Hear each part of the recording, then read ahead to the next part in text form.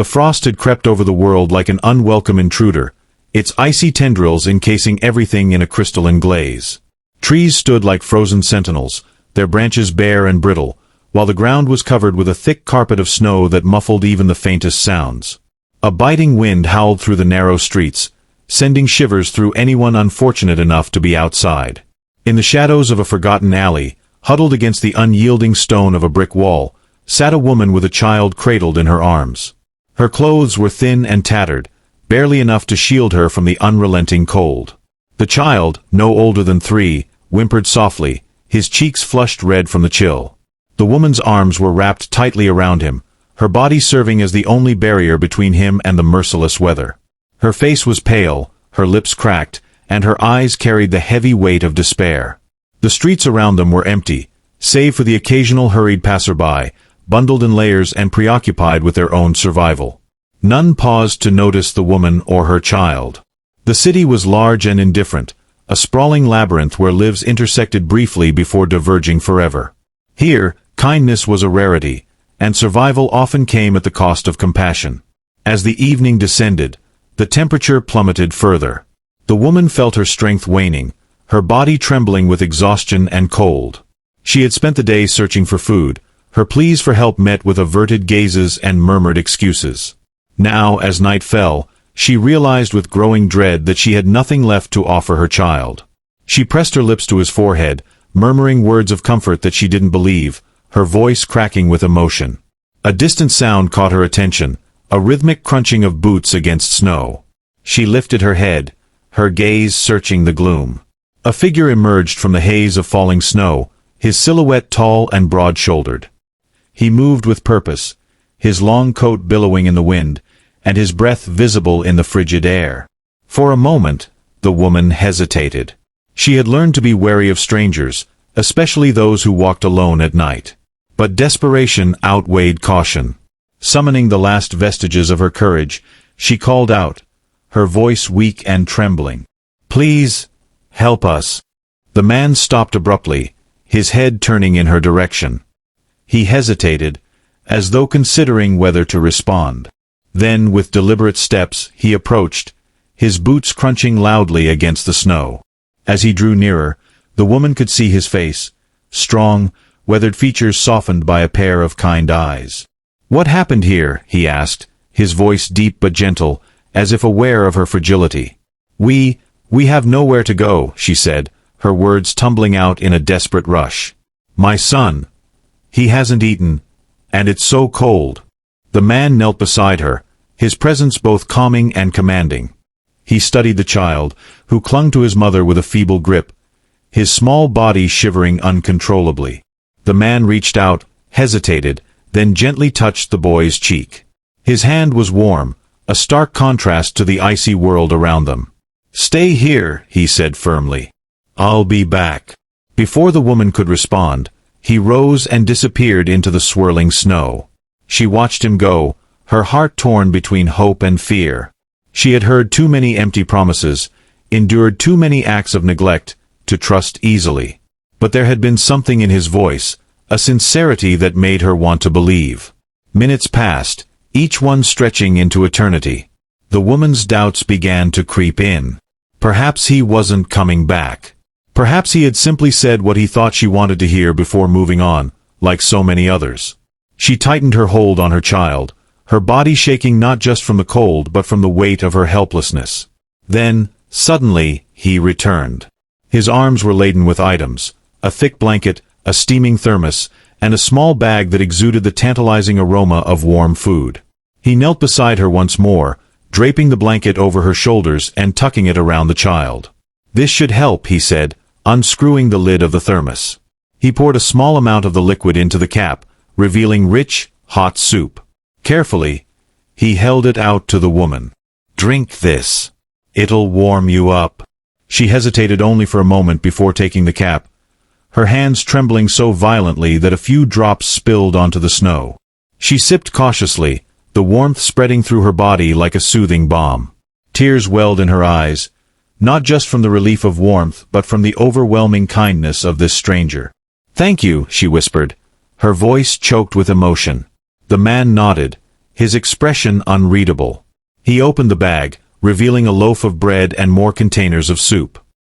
He handed a piece of bread to the woman and another to the child, who took it with wide, astonished eyes. The boy nibbled tentatively at first, then ravenously, his hunger overcoming his hesitation. "What's your name?" the man asked, his tone gentle but curious. The woman hesitated. It had been so long since anyone had asked her that, so long since her name had felt like it mattered. "Claire," she said finally. "And this is my son, Liam." "Claire," the man repeated, as if committing it to memory. "My name is Ethan." Ethan glanced around the alley, his brows furrowing as he took in their dire situation. "You can't stay here," he said firmly. "It's too cold, and it's only going to get worse tonight. Come with me." Claire stiffened. The idea of trusting a stranger, no matter how kind, was terrifying. She had learned the hard way that not everyone who offered help had good intentions. But when she looked at Liam, at his pale face and trembling body, she knew she had no choice. "Where would we go?" she asked, her voice barely audible. "I have a place," Ethan said. "It's not much, but it's warm. And safe." Claire hesitated, her mind a whirlwind of fear and hope. Finally, she nodded. "Okay." Ethan helped her to her feet, steadying her when her legs wobbled beneath her. He wrapped the blanket more securely around her shoulders and scooped Liam into his arms, the boy too weak to protest. Together, they began their journey through the snow-covered streets, Ethan leading the way with steady determination. As they walked, Claire found herself stealing glances at him, trying to read the man who had appeared like an angel in her darkest hour. She couldn't help but wonder what had driven him to help her, a stranger, when so many others had turned away. The answers, she suspected, would come in time. For now, all she could do was follow him, step by step, toward a future she dared to hope might be brighter than the past.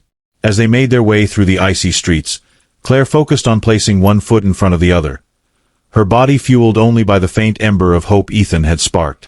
Snowflakes clung to her lashes, and her breath came in shallow puffs, but the promise of warmth and safety kept her moving. Ethan's pace was steady but unhurried, mindful of Claire's fragility.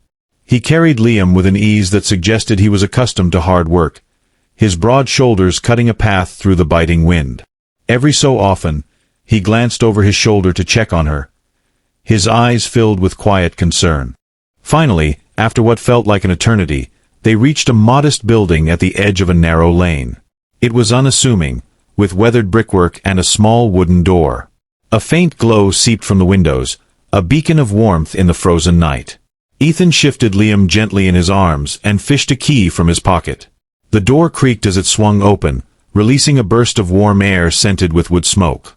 Claire hesitated on the threshold, overwhelmed by the contrast between the inviting interior and the harsh world she'd left behind.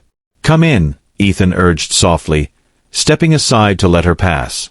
Claire stepped inside, clutching the blanket tightly around her. The room was small but cozy, with a crackling fireplace that bathed everything in a golden light. A worn but sturdy couch sat near the hearth, and shelves lined with books and jars filled the walls. The air was thick with the comforting aroma of roasted vegetables and herbs. Ethan set Liam down on the couch, arranging the blanket around him like a cocoon. The boy's eyes fluttered open briefly before he drifted into a deeper sleep, his body finally succumbing to exhaustion in the safety of the warm room. Claire stood awkwardly by the door, unsure of what to do. Ethan seemed to sense her unease. "Sit," he said, gesturing to a chair near the fireplace. "I'll get you some more soup." Nodding hesitantly, she lowered herself into the chair, letting the heat seep into her frozen limbs. She watched as Ethan moved around the room with practiced efficiency, pouring soup into a bowl and slicing a piece of bread.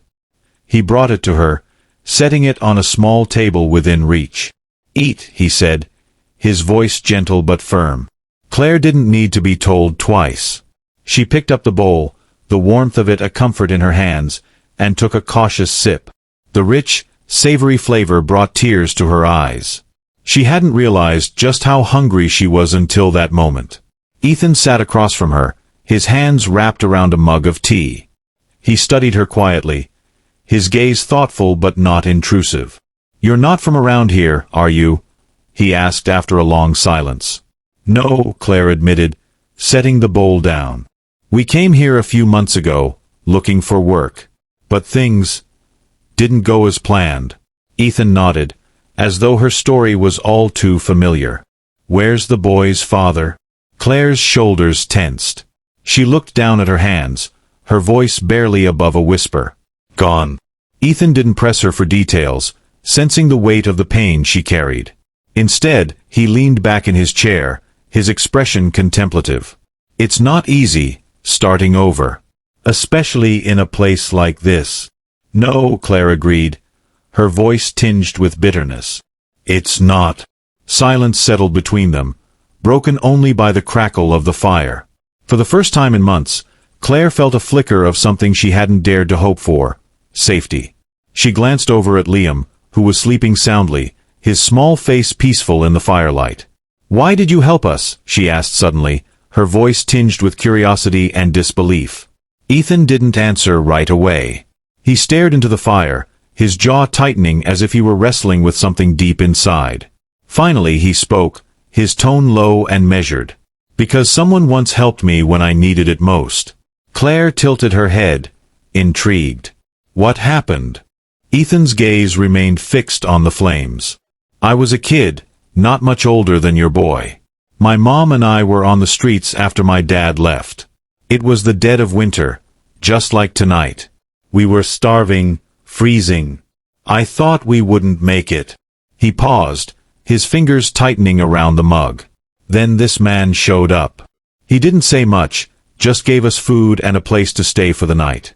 He saved our lives.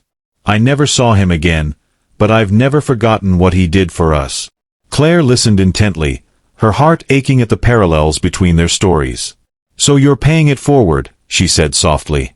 Ethan shrugged, a faint smile tugging at the corners of his mouth.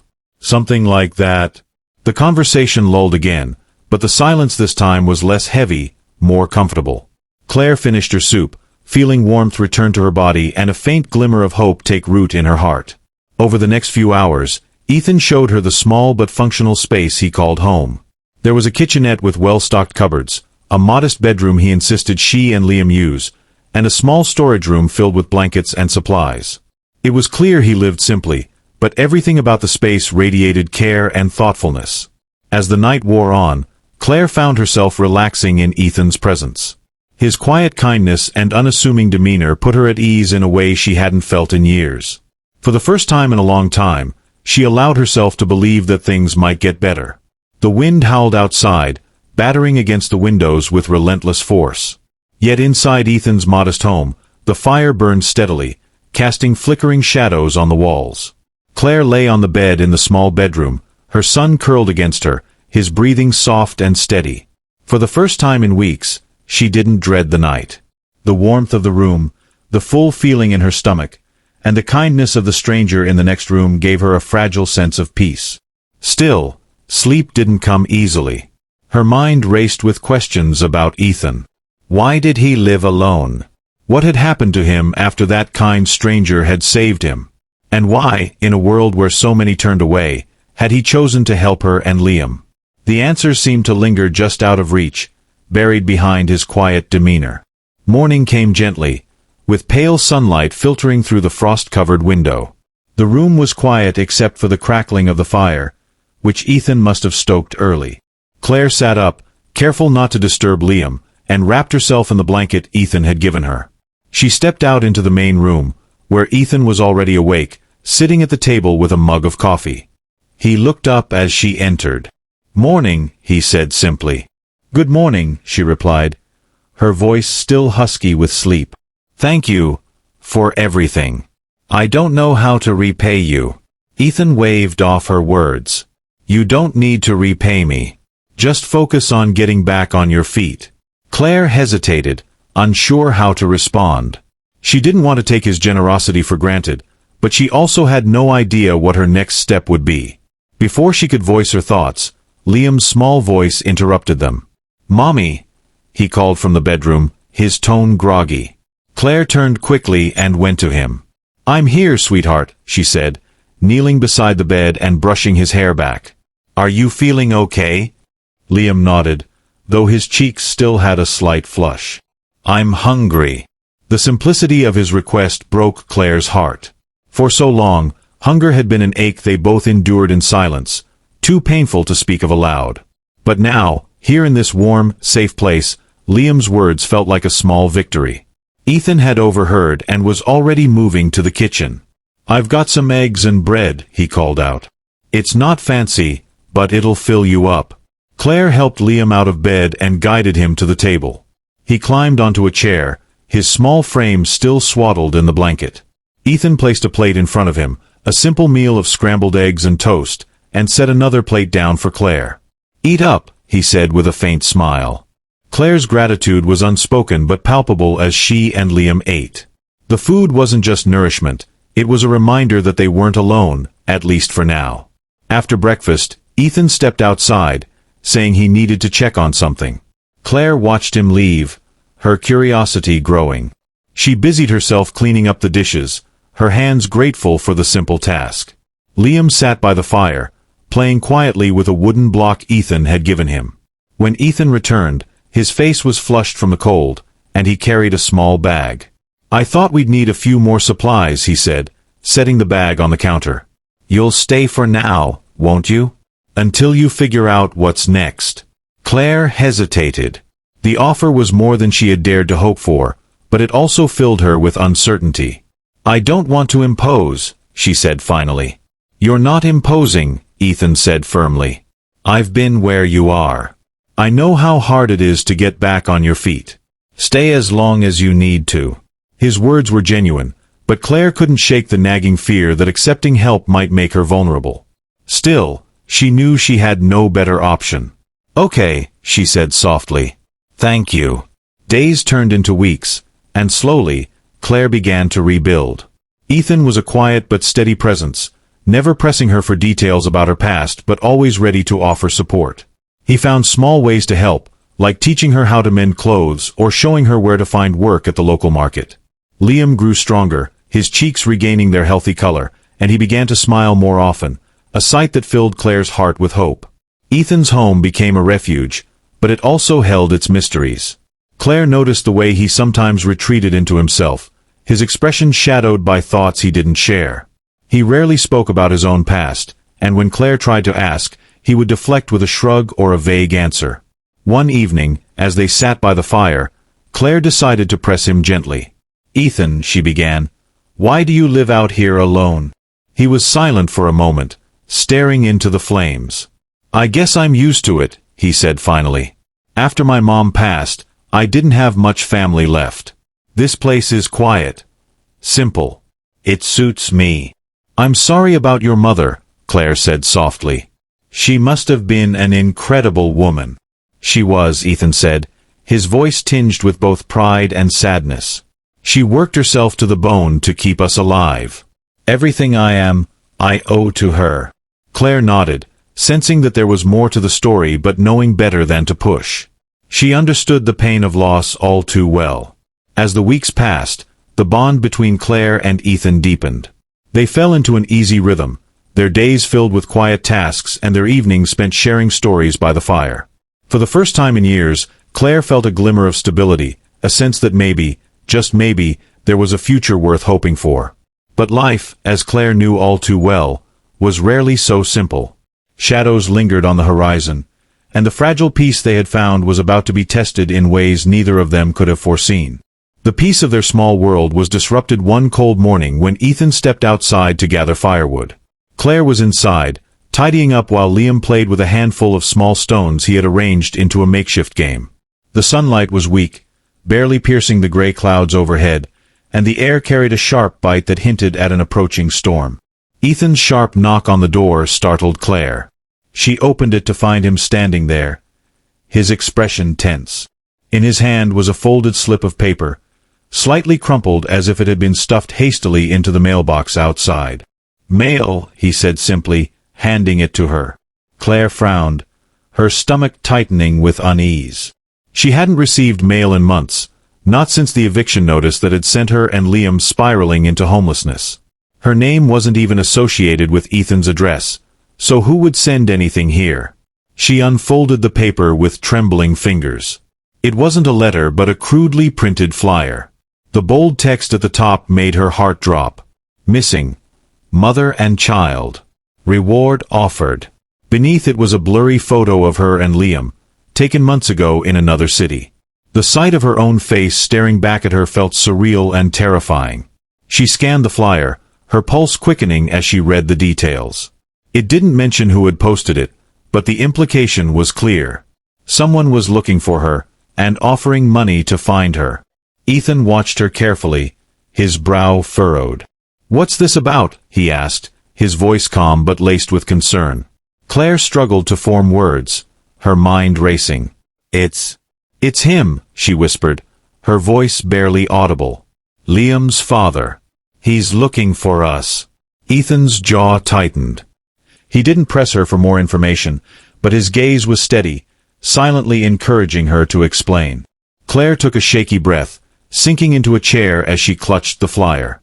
"His name is David," she began, her voice trembling.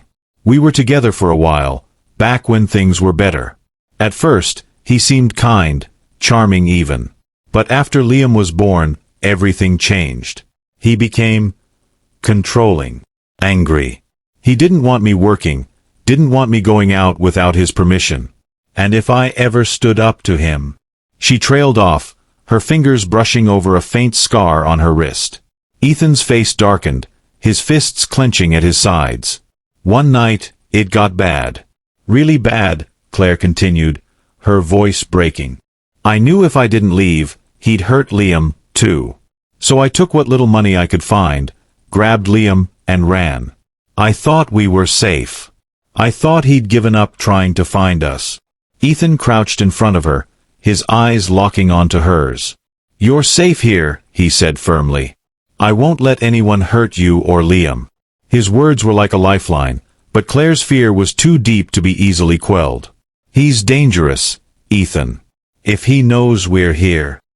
"He doesn't," Ethan interrupted. "And he won't. We'll figure this out." Claire wanted to believe him, but the thought of David closing in on them was suffocating. She looked at Liam, who was still playing by the fire, blissfully unaware of the storm brewing around them. She had to protect him, no matter what. Over the next few days, Ethan's vigilance intensified.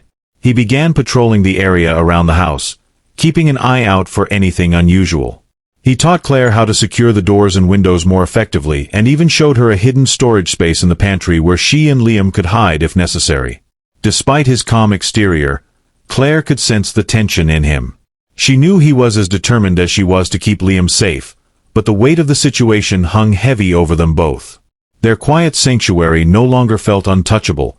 The shadows of the past had found their way in. One night, as the wind howled outside and the fire burned low, Claire sat across from Ethan at the table. She had been turning the flyer over and over in her hands, the paper now soft and worn. "I don't want to bring this trouble to you," she said suddenly. "You've done so much for us already. I don't want to put you in danger." Ethan shook his head. "You didn't bring this trouble. It's not your fault. And you're not facing it alone." His words were resolute, but Claire couldn't shake her guilt. She had seen too many people turn away when things got hard. The idea that someone would willingly stand by her, even in the face of danger, felt almost too good to be true. His words were resolute, but Claire couldn't shake her guilt. She had seen too many people turn away when things got hard. The idea that someone would willingly stand by her, even in the face of danger, felt almost too good to be true. "Why are you doing this?" she asked, her voice barely above a whisper. "Why do you care so much?" Ethan's gaze softened, and for a moment, he seemed to struggle with his answer. Finally he spoke, his voice low but steady. "Because no one should have to go through what you've been through. And because I see the way you fight for Liam. You remind me of my mom. She never gave up, no matter how hard things got. You're the same." Claire blinked back tears, overwhelmed by his words. For so long, she had felt invisible, reduced to nothing more than a struggling single mother in a world that didn't care. But Ethan saw her. He saw her strength, even when she didn't. Their quiet moment was interrupted by a sudden knock at the door. Both of them froze, their eyes meeting in alarm. The knock came again, louder this time. Ethan stood, his expression hardening. "Stay here," he said firmly, grabbing a sturdy piece of firewood as he moved toward the door. Claire's heart pounded as she clutched Liam, who had stirred awake at the sound. She held her breath as Ethan opened the door a crack, his body blocking the entrance. Outside stood a wiry man in a heavy coat, his face partially obscured by a scarf. "Evening," the man said, his voice casual but carrying an edge. "I'm looking for someone. A woman and a boy. Heard they might be in the area." Ethan's grip on the firewood tightened. "You've got the wrong place," he said flatly. The man tilted his head, his eyes narrowing. "That's so. Mind if I take a look around?" Ethan stepped forward, his broad frame filling the doorway. "I mind," he said coldly. "You're not coming in." The tension crackled like static electricity. Claire held Liam close, her breath caught in her throat as she waited for what would happen next. The man stared at Ethan for a long moment, then smirked. "All right," he said, backing away. "I'll be seeing you." He turned and disappeared into the darkness, leaving behind a heavy silence that hung in the air long after he was gone. Ethan shut the door, bolting it tightly before turning back to Claire. His face was grim, but his eyes burned with determination. "We'll be ready," he said. "No matter what." The days that followed the encounter with the mysterious man were fraught with tension. Ethan became even more vigilant, reinforcing the doors and windows and setting up simple alarms, strings tied to cans, that would alert them to any movement outside. Claire tried to stay calm for Liam's sake, but the fear gnawed at her. She knew David wouldn't give up so easily. The storm arrived one bitterly cold night, blanketing the world in a thick layer of snow. The howling wind made the house creak, and the flickering fire cast long shadows on the walls.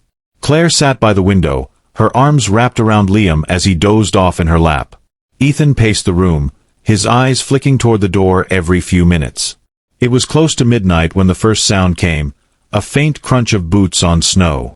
Ethan froze, his body tensing like a coiled spring. Claire's heart leapt into her throat as she strained to listen. Another crunch. Then another. Someone was approaching. Ethan motioned for Claire to take Liam and move to the pantry. "Stay there," he whispered. "Don't come out unless I tell you." Claire nodded, her hands trembling as she scooped Liam into her arms. The boy stirred but didn't wake as she carried him to the small storage space. She closed the door behind her, plunging them into darkness. Holding her breath, she pressed her ear to the door, trying to hear what was happening. The knock came, sharp and insistent. Ethan opened the door just a crack, keeping his body between the intruder and the interior of the house. "Evening," a familiar voice drawled. It was the man from before. This time, he wasn't alone. Two other figures loomed behind him, their faces shadowed by the night. "I told you, you've got the wrong place," Ethan said, his voice firm. "Funny," the man replied, his tone mocking. "We've been asking around. Seems like you've got yourself some company. A woman and a kid, maybe." Ethan didn't respond, but the tension in his body was palpable. "Look," the man continued, his smile thin and predatory. "We're not here to hurt anyone. We're just doing a job. Hand them over, and we'll be on our way." Ethan's grip tightened on the piece of firewood he still held. "They're not here," he said coldly. "And even if they were, you wouldn't be taking them anywhere." The man chuckled, but there was no humor in it. "All right, have it your way." Before Ethan could react, the man lunged forward, shoving the door open. The other two men surged inside, their boots tracking snow and mud onto the wooden floor. Ethan swung the firewood, catching the first man in the shoulder and sending him stumbling back.